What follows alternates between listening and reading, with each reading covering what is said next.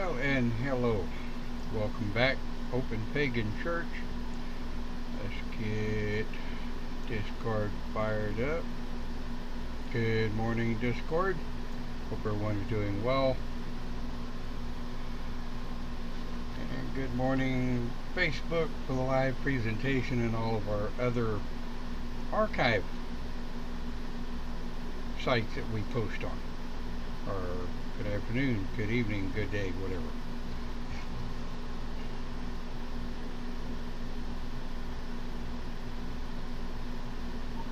Good morning. I'm in Discord with Clint, Dave, and me.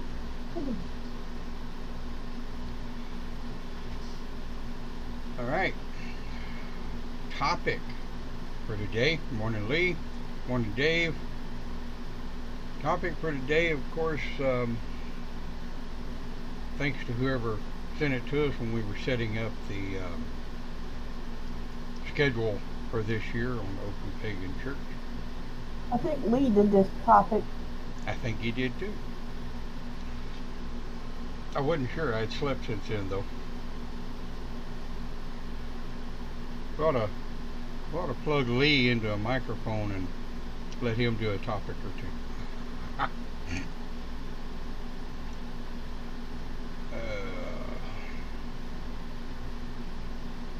Don has his Sunday go-to-meeting clothes on. Well, no, actually, I've got an old raggedy-ass t-shirt on, and that's about it. Well, shorts, of course. Oh, before we completely digress, helping people accept pagan weddings, also known as hand fasting. We wrote in helping people understand the pagan weddings, the reactions of non-pagan families and pagan weddings, and how to explain a pagan wedding. Well, let's start with what a pagan wedding is. Pagan wedding was the first wedding. Pagan weddings have been around way before any other wedding was ever invented or evolved. As far back as you can research, no one, according to the research I've been able to find, no one has ever been able to document the first hand fasting. If somebody wants to look up the term hand fasting and see when it came about, feel free. If someone wants to look up the first written wedding, the word wedding, I think, is a Judeo-Christian term. Somebody wants to look up when that first came about, have at it.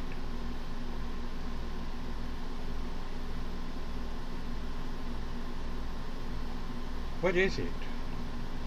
Well, it's simple, really. It's the joining of two or more people in a union of a family. And yes, you heard me say it right. The joining of two or more people in a family unit. Hand fastings do not discriminate against religious joinings, sexual choice joinings,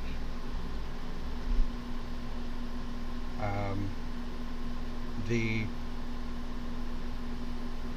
mono lifestyle of one and one, or the poly lifestyle of multiple and multiple. Hand fastings do not discriminate against that because it is a joining of the spirit. Let's see. Now what hand fasting for a year and a day?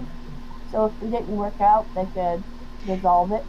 Yep, I was going to go there in just a few moments. It's Um, been in Celtic neo-paganism and Wicca for wedding ceremonies from at least the late 1960s. Apparently first used in print by Hans Holzer. I understand it being a whole lot older than that because what I thought. Sorry. I know that there is documentation using the term hand fastening. In other words, using a ribbon, rope, or string to tie the hands together. Many of them, would slice the hand, join the hand, and tie them together, thus joining blood for blood. Clint post a. I found it down into 16th, 17th centuries. Probably farther back than then. Alright. History term. 17th century Scotland. Right. Clint posted a link to the Wikipedia on it. But in all reality and truth, it even goes further back than that, because they may not have called it hand fasting. For some reason, I seem to remember doing research early on when I was studying for pagan ministry and doing weddings, as it were. I think they called it the joining. Don't remember exactly what I found that they called it. So anyway, we'll call it hand fasting, just because that's what pagans call it. Now, as far as it gets really muddy, really sticky, and really weird when you start talking about what dictates a legal wedding. There are several different layers to a legal wedding. In Texas, to be a licensed minister, you have to have a minimum of 3 people that consider you to be their clergy, if you will, or their minister, priest, preacher, whatever. But you have to have a minimum of 3 people that consider you clergy. And in order to perform a legal ceremony in Texas, to marry them or bury them, go figure, or do a paganing, baptism, blessing, whatever you want to call new birth blessings, we call it paganings, right? Let's see. You remember the old ways? I mean, way back there, the patrol, where they had to be announced, consider a contract was officially agreed. Yes. And then the banners had to be read through 3 times.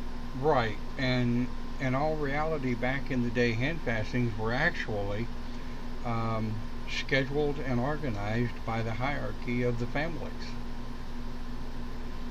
Very seldom in the ancients and in the ancestors, very seldom did a couple come together and decide they wanted to be together.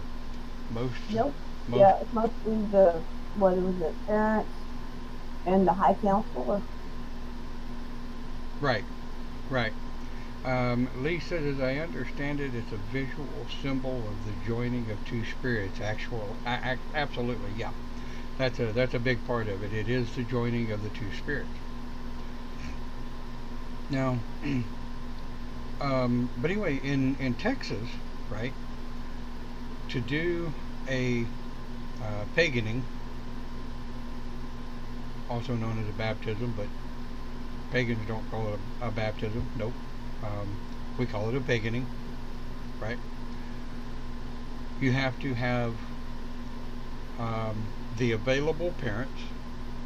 Now, of course, we all know that we have adoptions, we have all forms of different parental figures, but you have to have at least one available parental figure,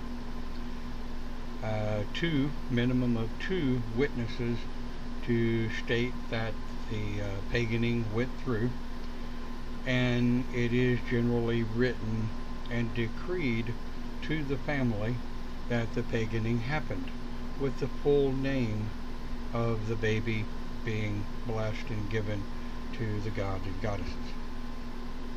There's a whole big ass ceremony that goes with that witches do and shamans do and druids and all of that, and I'm not even going to get into that. But each denomination of paganism, just like each denomination of Christianity, does a paganing different. The same, but different. So moving to hand fastings, well, in Texas, and again I have to say in Texas, if you want to know what the laws are in your state or country, you have to look them up, so have fun with that. But here, in order to do a hand fasting, I need, of course, a couple, right? Male, male, female, female, male, female. Well, you get the point. Have to have a couple. And I generally ask the couple to write their vows, or I'll just fly by the seat of my pants with whatever they want said during their hand fasting.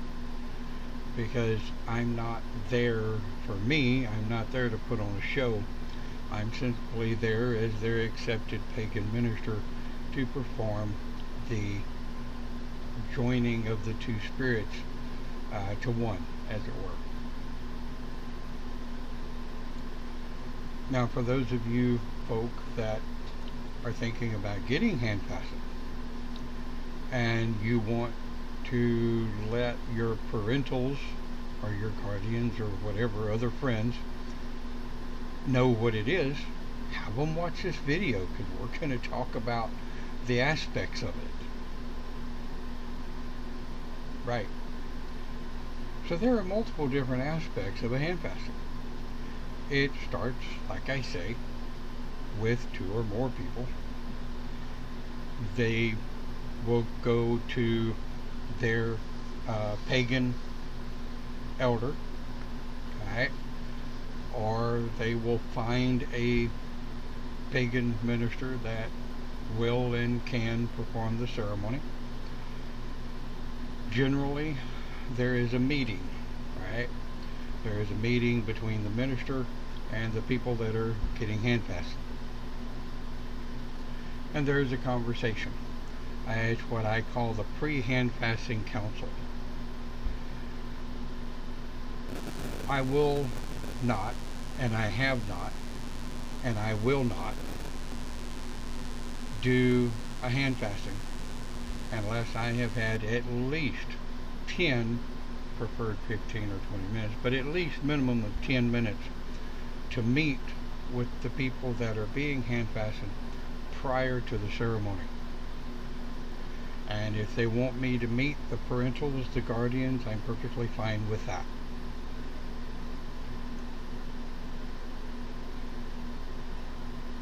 But in helping people accept it, we can't do that. I mean, I can explain what it is, where it comes from, how it works, and we can talk about it, hopefully make the parentals or the guardians feel a little better about it. But as far as accepting it, folks, that's up to you. I mean, the first thing you need to realize is hand fastings were the first. They were the original. The pagan philosophies, we really enjoy the ancients. We really enjoy the ancestors, the connecting to Mother Earth. And when we make that join, when we decide to come together, to us as pagan, it's a very blessed union. It's an oath given before the god and goddess, gods and goddesses, however you put it. There are oaths made to each other, not to me. You know, you're not making any oaths to me. I'm just there as an officiator and as a witness. Somebody to kind of guide you along, you know. Typically, when I do a hand fasting, there are a braid of ribbons that start out 6 foot long.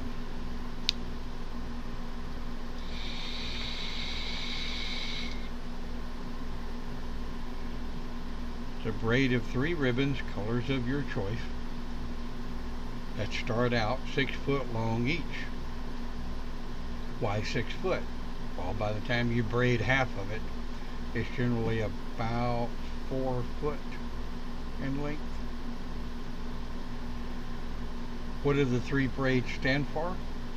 Well, the 3 braids stand for the masculine and the feminine.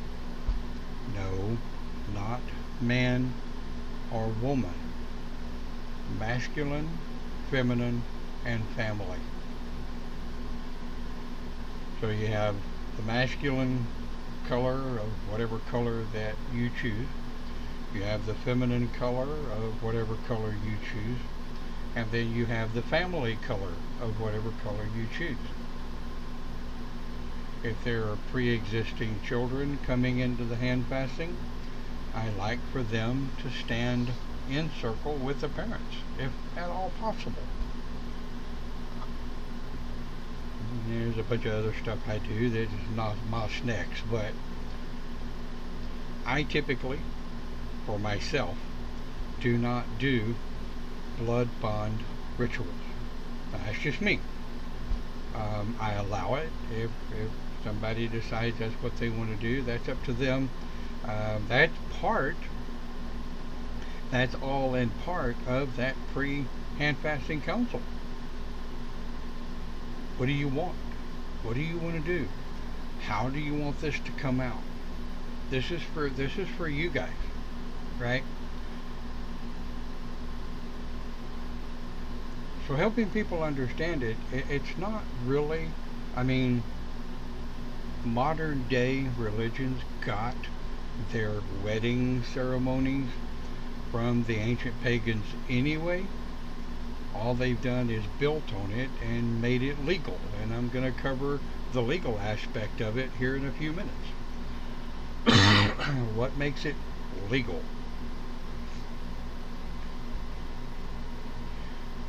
Now, you've heard me say 2 or more, right?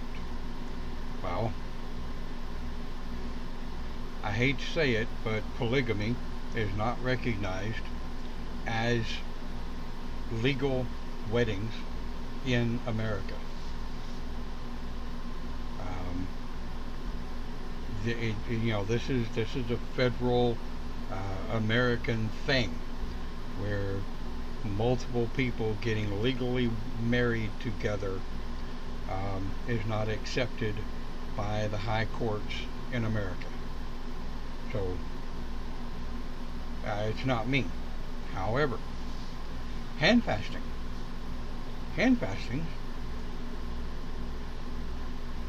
to a degree, and here's where it gets really muddy, hand fastings are not recognized as legal weddings in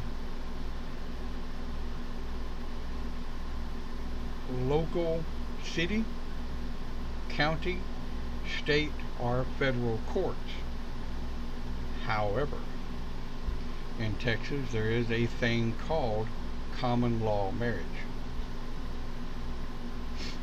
Now, this is where it gets really absolutely stupid, and I'm not even going to try to explain it, but I am going to say common law marriage varies from state to state to state to state. The federal government has a proposed law on the books, last time I checked, for common law marriage. Each state has their own law on the books. Each county has what they consider common law, and sometimes your local city government also has what they consider common law enforcement. Most of your cities, at least in Texas, most of your cities will give way to the state and the federal laws of common law. What dictates common law? Hell if I know. It's changed 10 times I know of in the last 20 years. So you're going to need to look it up. Yeah. And me, personally, I would go to a lawyer. If you're that interested, sit down with a wedding lawyer and take a look at it. Let's see. Lee says, my daughter is planning a wedding, and at first it was to be a hand fasting, but her fiance's family told him that if he wouldn't be truly married, and has been changing his mind about how the wedding needs to be. Morning, Tasha. Sadly, Lee, we see that a lot. And therein lies the exact segue to the other part of our conversation this morning with Open Pagan Church, is how to help families understand. And one of the ways I've always done it is to recommend, why not do both? Well, let me explain here.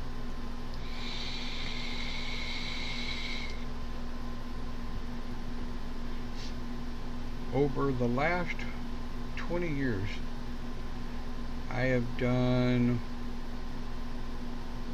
three weddings that encompassed both a Christian preacher of a sort and myself. And the preacher and I sat and discussed the different variables that each of us would perform. And all three times, I have to say this, all three times, I think one of them was a Baptist preacher, the other one was a Catholic priest, which is unheard of, and the other one was a Justice of the Peace, a JP. All three times, after we talked, usually for about 30 minutes or 45 minutes, you get past the my way is the only way type thing, and you get into this, but that's not a whole lot different than what we believe. No, you're right. At the end of the day, the only difference is we are about the masculine and the feminine, where Christians are about the male, the masculine only. okay. I don't have to agree with it to accept it. I mean, shit. That's not my way. But when it, and there are those, and Lee, I'll use your situation as a kind of an example here. There are those situations where a pagan and a Christian come together and they fall in love, and it's true love to the point where the Christian and the pagan both say, you know, our marriage, our union is not about our religion. Our marriage, our union is about the love and, you know, the connection that we have.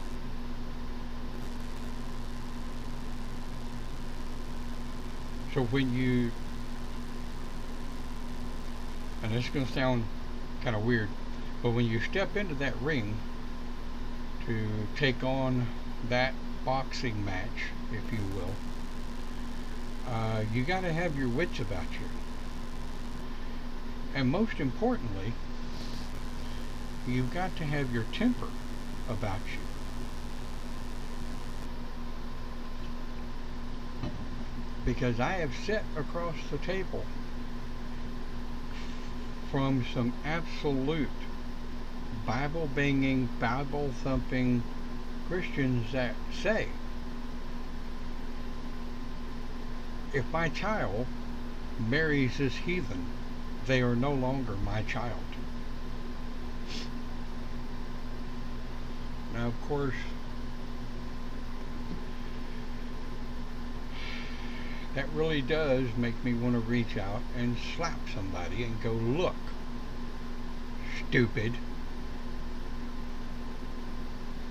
you're not getting married. Your child is. You're not going to live your child's life. You're not going to be there to bear the children if there are any.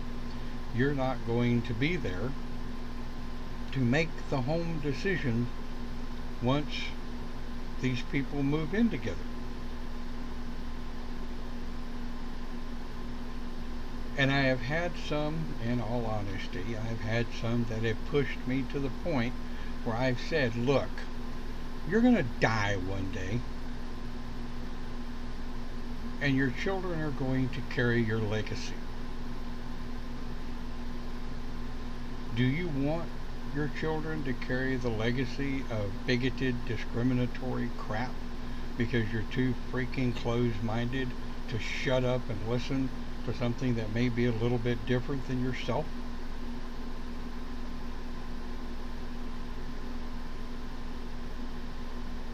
Well,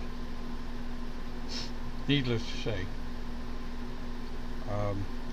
one of the times I did that, I was actually amazed that the parents were actually at the hand fasting. They didn't have, and they finally realized they didn't have to agree with it, but they had to accept it or lose their child.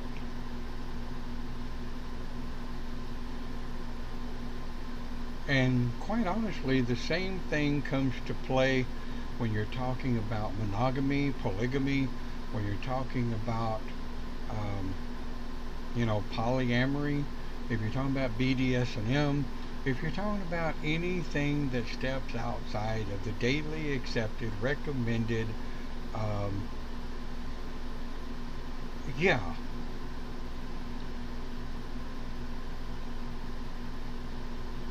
accepting and loving your child unconditionally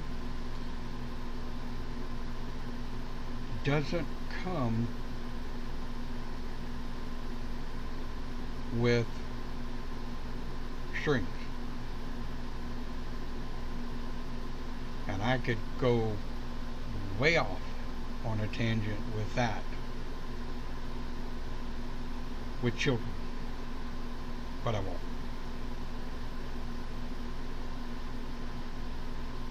So the reactions of non-pagan families to pagan weddings or pagan hand fastings,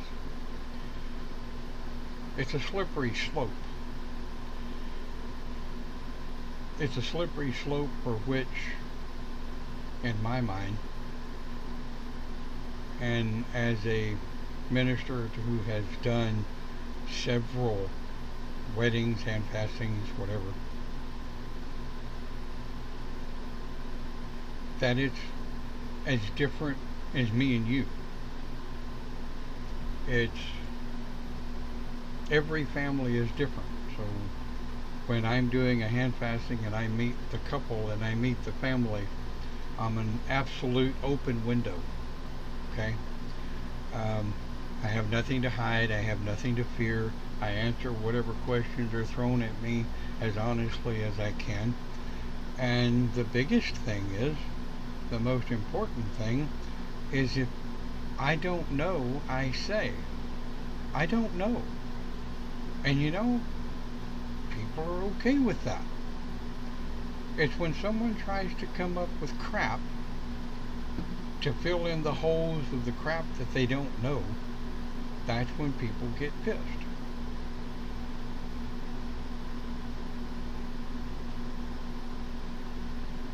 Yes, absolutely. Lee says they should be happy that their child found someone they can connect with at a spiritual level. And therein lies the absolute whole how to explain a pagan hand fasting.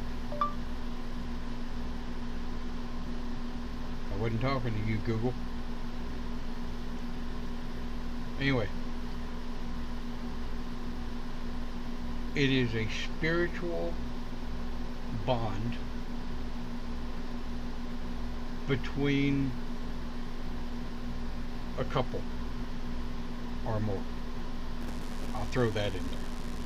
But if it's just you don't want to bring that into families, oh my God, you'll melt their brains and fry what's left of their home control. So we'll keep it as a couple. The simple explanation and the by far best way to do it is keep it simple. It is a spiritual bond between two people that the entire situation is customizable by the people getting hand fasted. I've had situations where a mom would want to say something during the hand fasting. Okay, cool. All I need to know is, at what point do you want to say something? Great. I'll put that in my notes. Will you have a ceremonial script that we will be doing during the blessings? Because otherwise I do rituals, I don't do ceremonies. Hell, I can't remember what I read yesterday, much less what I'm going to read from a script. But I can, I've done it, it's doable, it's slow, but it's doable.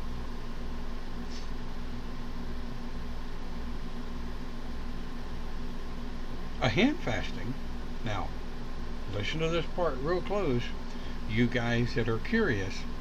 A hand fasting becomes a wedding when it becomes legal. We just shorten it and call it a legal hand fasting. But the wording on the marriage license in Texas, the marriage license in Texas states wedding officiated by. That's where I put my signature. Wedding witnessed by. That's where the witness puts their signature.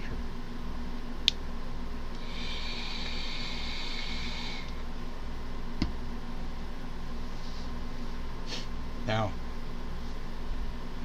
let's if nobody has any questions, and if nobody has any questions in Discord or in the chat panel, we will move on to the different types of hand fastings. I've alluded to some of them. Cindy said something about the reason earlier. So let's talk about the different types of hand fastings. And also too, that discussing the type of hand fasting that is going to be done also helps the family deal with the whole hand fasting thing itself. And hey, if push come to shove, offer a dual ceremony.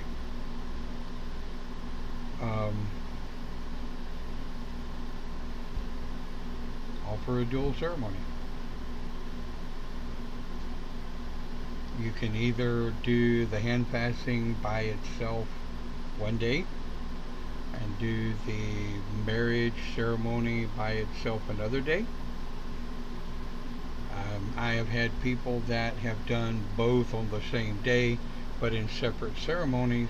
That way they only have to remember one day of an anniversary. My wife and I have two. We have 2 anniversary days. Luckily, both of them are easy for me to remember.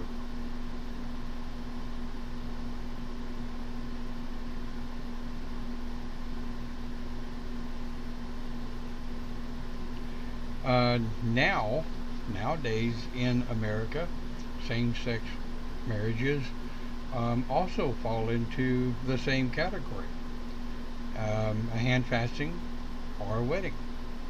I can tell you that the moment same-sex marriages become legal in this country, my parents went down and got their wedding license and then informed me that I was performing their ceremony. Next to the birth of my daughter, that was probably the happiest day of my life, was actually being able to finally give my biological mother and my mom the day that they wanted, the day they needed, the day they should have had from the beginning. So we actually did a wedding, and I did a non-denominational wedding because neither of my parents are pagan, but they are absolutely not anti-pagan. So I did what they wanted to be done, and it was a beautiful ceremony, I think.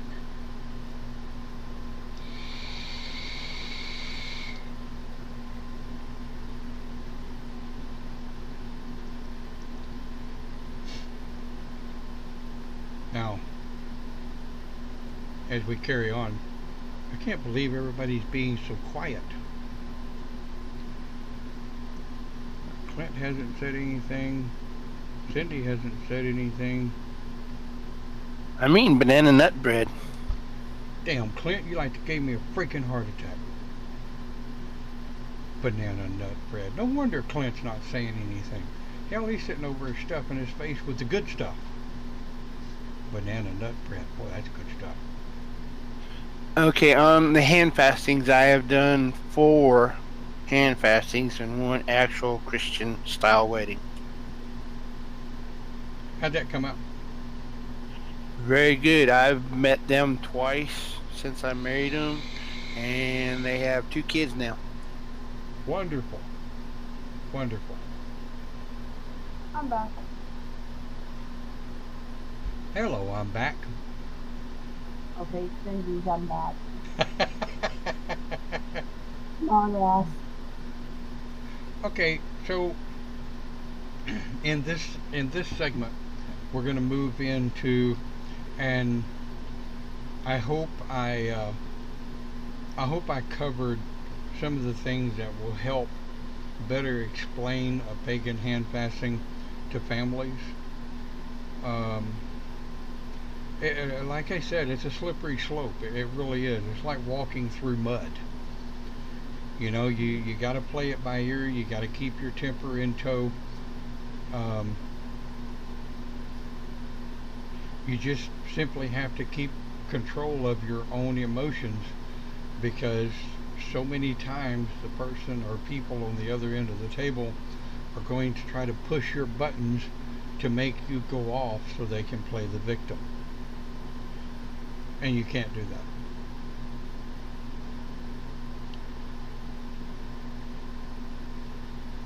So, what constitutes a wedding? And this will take me about 30 seconds to a minute to do. What constitutes a wedding in Texas? Certain key words. Number one, a wedding license. They have to get the wedding license 10 days. There is a 10-day cool-off period in Texas. Yep. There is a 10-day cool-off period in Texas. You get your wedding license, and you have to wait 10 days before you can actually get married. Or has that changed?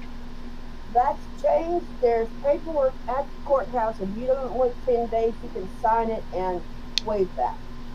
Really? Yes, sir. Because I know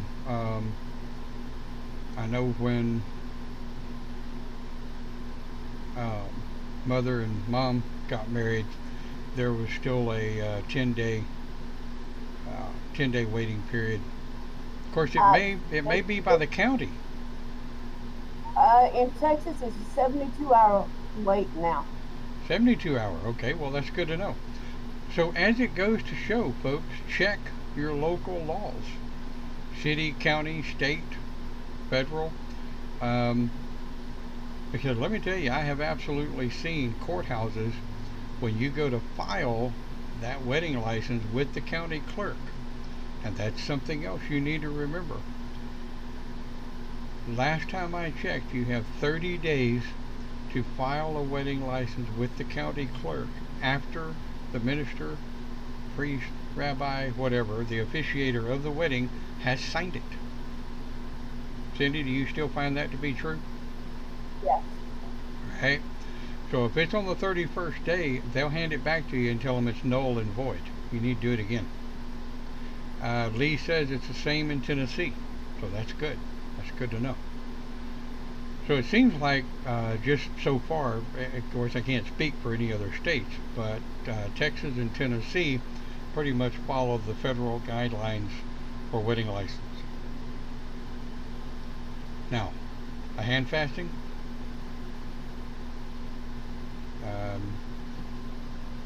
A couple of people come to me and they say, we would like for you to do our hand fasting.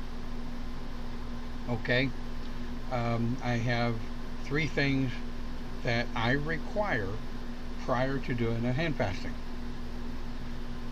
And a lot of times they're like, what's that?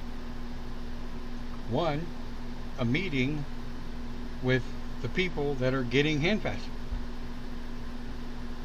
A sit down, a conversation, a pre-hand fasting council to answer some questions about what you're looking for.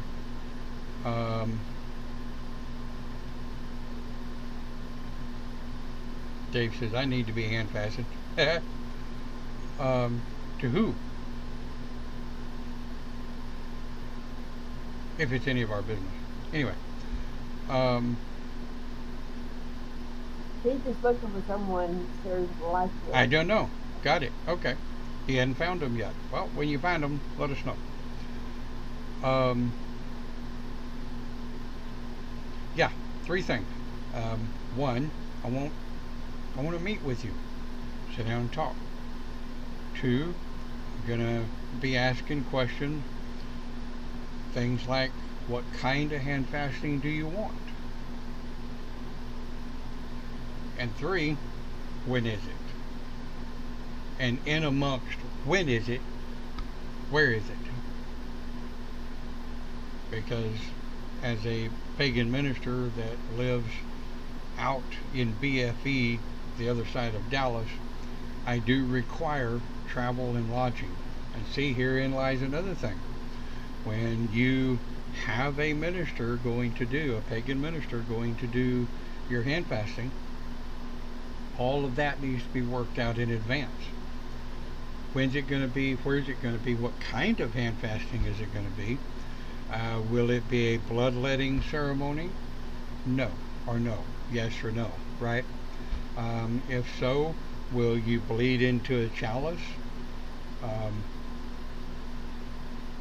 I kind of draw the line at drinking the blood, just simply because that's my own personal thing. But finger folk, yeah. If you want to finger poke and do this, I've seen people actually draw a little blood line down their hand, and we would hand fasten the hands. I've done hand fastings with 3, 4. The maximum number of hand fastings that I've ever done at the same time that were hand fasting to each other were 4. That was interesting.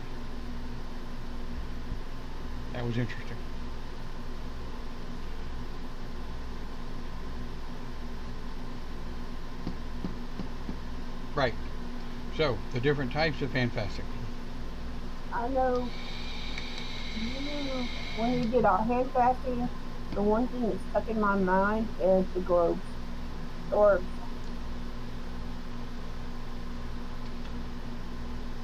So what? you remember when you said I have my orb and he has his globe, and then we had the marriage one? That is correct. And that's just kind of, as a shaman, that's just kind of what I do. Other people are not required to do it. The word should be enough. Blood means more. Dave says the word should be enough. It's like the blood means more than the word, and I do not agree with this. Well, I get it. Okay. Yeah, I get that tricky, but John, there's some that use blood for ritual. I know. Absolutely.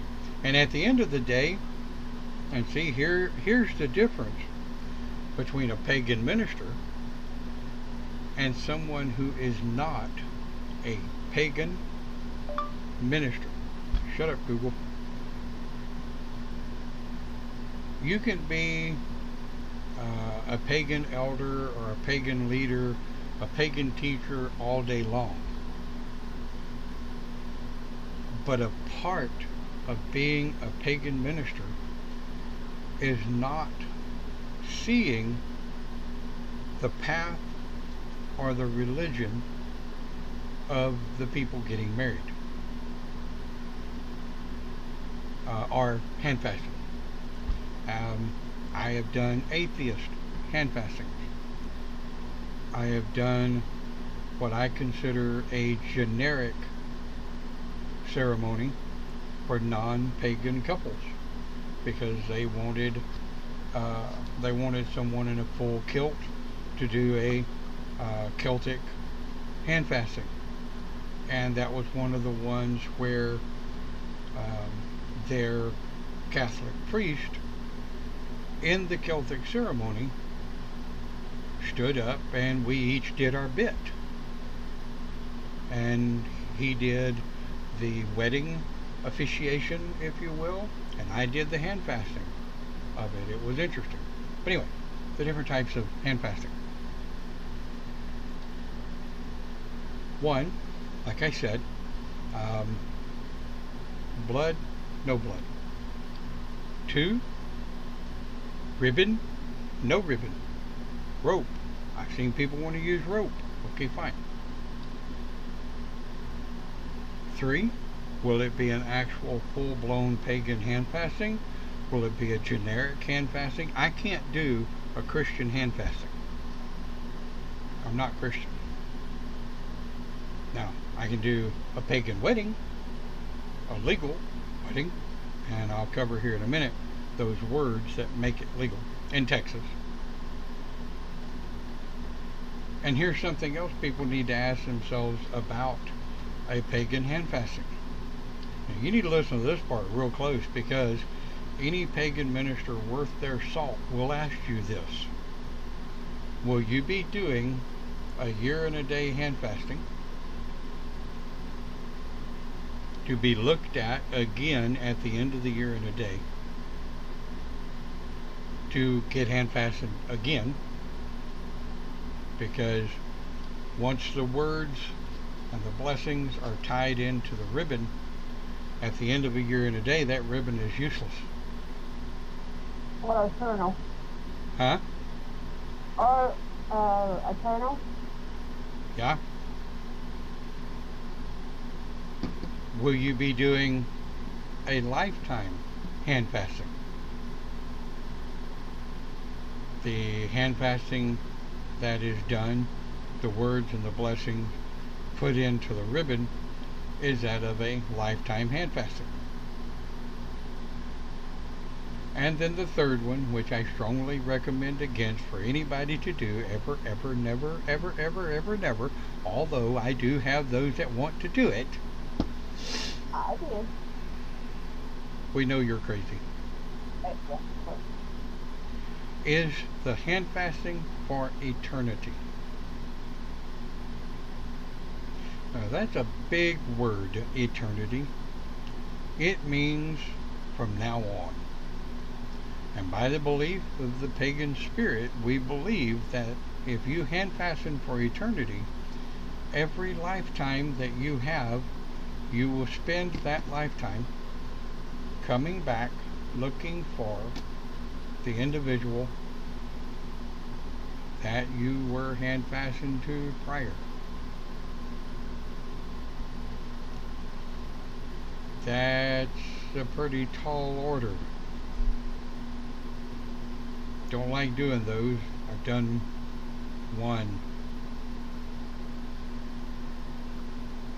I won't call any names, Cindy. I've done one.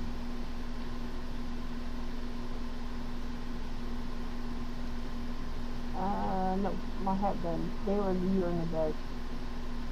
Our wayward student. Yeah. So,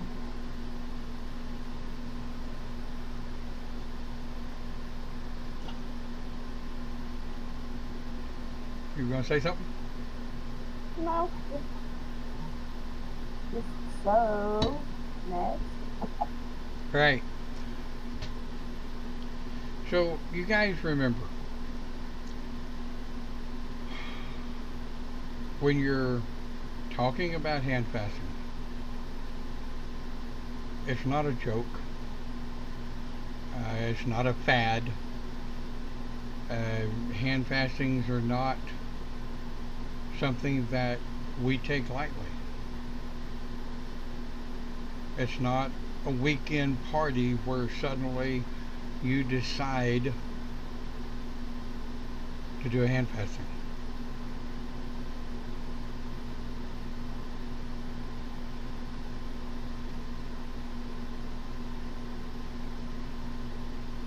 Well, as long as the gods see fit. Yeah, Clint is right. I apologize.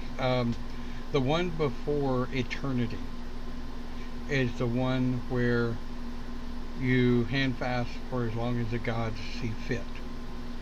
So you have a year and a day, you have the lifetime, you have for as long as the gods see fit, and then you have eternity.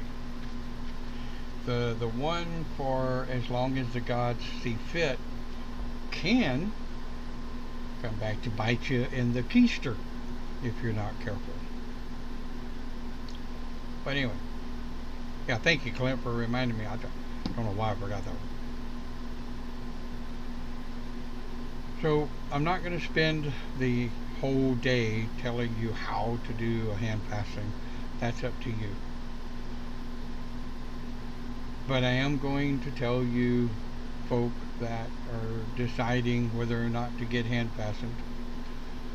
Most of your pagan ministers or people that do hand fastings generally will not do a spur of the moment hand fasting.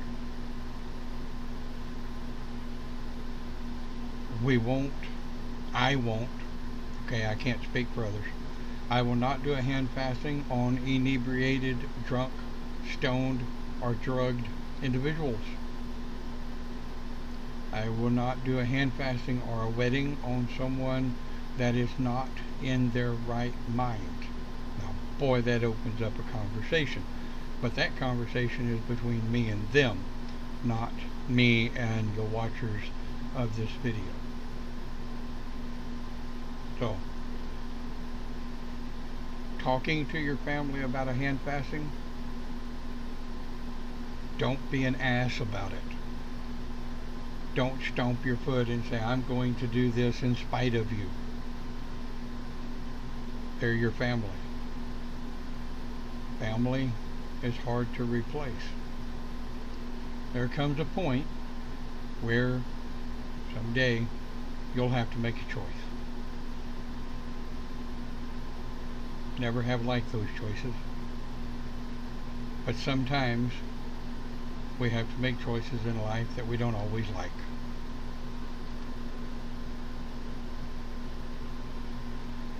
But thank you guys for the topic.